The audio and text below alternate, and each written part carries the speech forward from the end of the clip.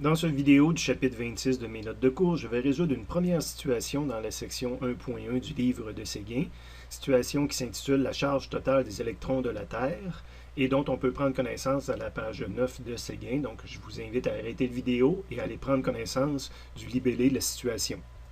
Après une première lecture, on va identifier les données connues, inconnues, recherchées. Première chose qu'on rencontre en lisant le problème, c'est justement qu'est-ce que je cherche. Donc, on veut connaître la charge totale équivalente à tous les électrons de la Terre. Donc, une charge, le symbole, c'est Q.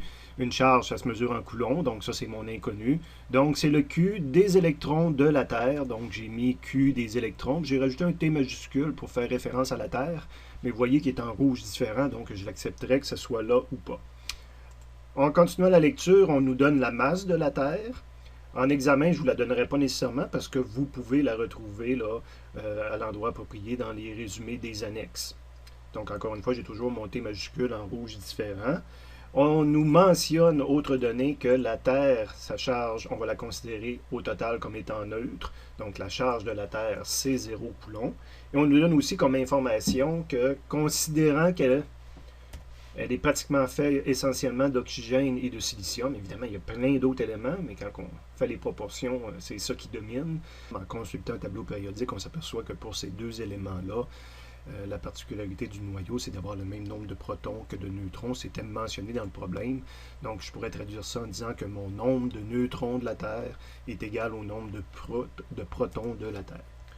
Bon, l'étape identification des données, ça c'était quand même une situation qui est représentative de ce qu'on pourrait retrouver à l'examen.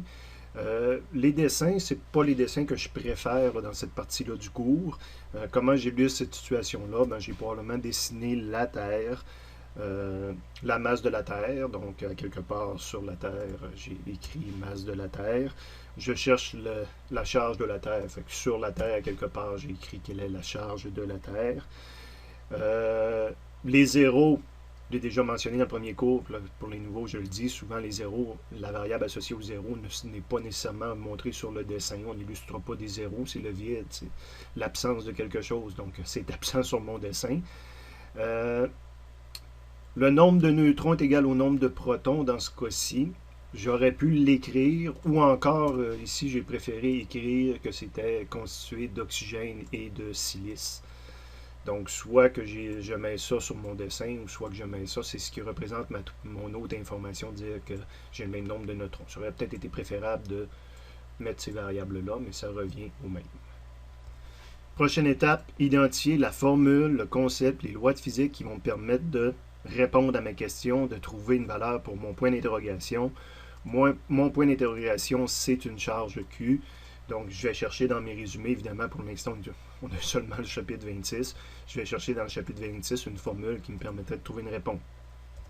Je suis à la première page des résumés pour le chapitre 26. Au début, ce n'est que des valeurs. Les formules sont un petit peu plus loin. Donc, quand je cherche la valeur de charge, j'ai deux formules possibles. Là, je cherche la valeur de charge correspondant à un certain nombre d'électrons. Il faudrait que je trouve le nombre d'électrons de la Terre, puis je pourrais appliquer tout simplement la formule qui est ici, parce que chacun de mes électrons va posséder cette charge-là. Évidemment, ça va être une charge qui va être négative. Donc, ce n'est pas la charge d'un ion, c'est la charge de quelque chose, d'un objet, la Terre. Donc, a priori, il me semble que celle-là me permettrait de résoudre mon problème. De retour à mon problème, c'est la formule que je vais avoir transcrite telle qu'elle pour démarrer mon problème. Et habituellement, ce que je fais après, c'est que j'essaie de mettre des chiffres dans cette formule-là. Le Q n'est pas connu. Le plus ou moins, ben, ça va être un moins, puisque je cherche la charge de tous les électrons de la Terre. Le nombre d'électrons, mon N ici, c'est le nombre d'électrons de la Terre qui n'est pas connu pour l'instant.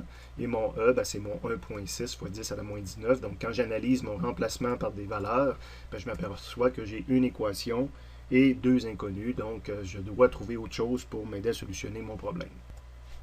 L'équation que j'ai en dessous, ça va être, vous voyez, en rouge différent. Donc, elle va me servir quand je vais faire les mathématiques, parce que souvent, quand je fais les mathématiques d'un problème, je remplace mes données à la fin, fait que je ne traîne pas 1.6, c'est plus rapide de traîner E. Donc, ça, c'est ma première équation pour la résolution mathématique, que vous n'avez pas à faire de toute façon. Ça me prend une équation supplémentaire. Évidemment, ce qui me cause problème, c'est que je ne connais pas ça, sinon le problème serait fini. Donc oui, je vais retourner sur le résumé, mais maintenant, je veux trouver une équation qui m'aiderait, une nouvelle équation qui ferait apparaître cette variable-là. Évidemment, quand j'analyse quelle équation que je vais prendre, je ne peux pas reprendre la même équation, sinon ça serait retourné en rond. Le nombre d'électrons, je vois qu'il apparaît dans deux équations. C'est là que c'est l'intelligence de l'étudiant et l'expérience, surtout, de la personne qui fait de la physique, lequel que je choisis entre les deux. Bien, souvent, il faut que je regarde qu'est-ce qui est connu dans le problème. Hein. On me donnait la masse de la Terre. On voit que dans cette équation-là, je ne peux pas utiliser une des variables qui est donnée, qui est la masse de la Terre. Alors, s'il y a un M, je pourrais utiliser la masse de la Terre. Et j'ai des informations, masse du proton c'est connu, masse du neutron c'est connu. Puis là, ben, j'ai eu des informations qui étaient données par rapport au nombre de protons, au nombre d'électrons, etc. Donc celle-ci me semble très intéressante. Dans ma démarche complète, c'est donc l'équation que j'ai retranscrite telle qu'elle apparaissait dans le résumé et les formules. Après ça, ben, j'essaie de remplacer des valeurs, ou du moins d'identifier qu'est-ce qui est connu, inconnu. La masse, c'est la masse de la Terre, donc ça c'est connu. Est égal au nombre de protons de la Terre. Je ne le connais pas pour l'instant, mais la masse d'un proton, c'est une donnée connue, même si ce n'était pas fourni dans les données du problème. C'est une donnée, une constante physique, c'est une donnée connue qu'on peut aller rechercher dans les résumés.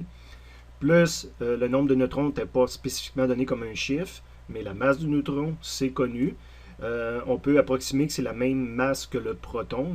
Si on va plus loin dans les décimales, ce ne serait pas tout à fait vrai, mais dans nos calculs, souvent, on va dire que la masse du proton, c'est la même que le neutron. C'est pour ça que j'avais mis un à peu près égal, dire que c'est un résultat approximatif, mais qui est excellent de toute façon.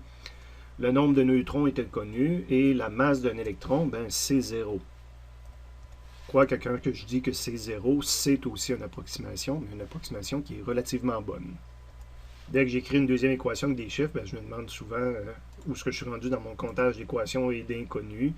J'ai une nouvelle inconnue ici, le N, le nombre de protons. 3 inconnus. Quatrième inconnu, nombre de neutrons. Ici, le nombre, cet inconnu-là était déjà mentionné, donc je ne la comptabilise pas à nouveau. Donc j'ai 2 équations d'écrit, et maintenant je suis rendu à 4 inconnus. J'ai aussi écrit la partie mathématique là, que je vais me servir dans la résolution mathématique. Donc, il faut que je m'attends à trouver 2 autres équations pour résoudre mon problème. Je pourrais avoir le réflexe de dire, ben, si j'ai besoin d'une nouvelle équation, je vais aller dans le résumé. J'y vais. On joue présentement juste avec ces équations-là. Mais les endroits où je vois le nombre de protons, nombre de neutrons, etc., ça, je l'ai déjà utilisé. Ça, je l'ai utilisé. Donc, il resterait ça, sauf que ça, c'est la charge d'un ion. Donc, j'ai de la misère présentement à faire le lien avec mon problème. Des fois, comme on l'a vu dans la première question, ben, il y a des équations supplémentaires qu'on peut s'ajouter qui sont liées aux données de la situation. On va aller voir si ça ne pourrait pas nous aider. Dans les données du problème, présentement, il y a 2 choses que je n'ai pas encore utilisées. Donc, je n'ai fait aucun lien avec la charge de la Terre qui est égale à 0. Et ça me donne une information qui met en relation ces variables-là, là, les nombres de protons, de neutrons, d'électrons. Une charge qui est égale à 0, ça veut dire que la Terre contient le même nombre de protons que le même nombre de protons que le nombre d'électrons. Donc, je pourrais dire que le nombre de protons est égal au nombre d'électrons. Donc, des données de la situation, je viens d'écrire une relation supplémentaire, qui n'est pas une loi de physique, mais qui est une relation supplémentaire qui met en lien les mêmes variables que j'avais mentionnées dans mes équations en vert si haut. Donc, je suis rendu avec une 3e équation, et ce n'est pas des nouvelles inconnues. Donc, 3 équations, 4 inconnues. Et il y a la dernière information qui était fournie, que je n'ai pas utilisée, puis qui est en soi une équation comme telle. Donc, je pourrais également recopier cette équation-là, dire que le nombre de neutrons de la Terre est égal au nombre de protons de la Terre. Évidemment, déjà, je pourrais en déduire que je suis égal au nombre d'électrons par l'équation qui est au-dessus. Mais l'important, c'est que j'ai écrit l'équation en vert ici, et je suis à 4 équations, 4 inconnues. Pour moi, le problème de physique est fini. En examen, là, une démarche complète pourrait s'arrêter là. Si vous avez écrit, puis vous n'êtes pas obligé de l'écrire, mais qu'il y a 4 équations, 4 inconnues, c'est sûr que le problème est résolvable mathématiquement.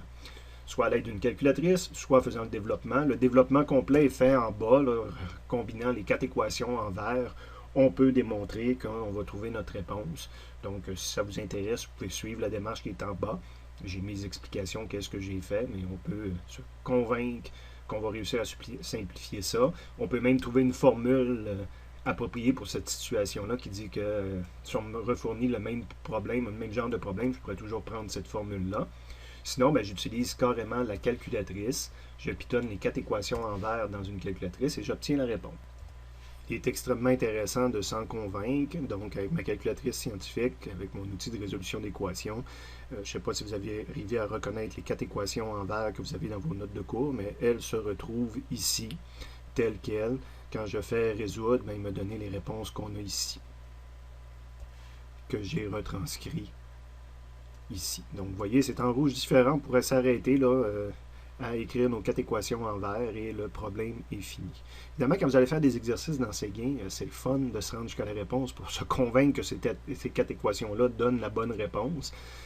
Donc, soit que vous faites les mathématiques ou soit que vous apprenez à utiliser une calculatrice scientifique de ce type-là.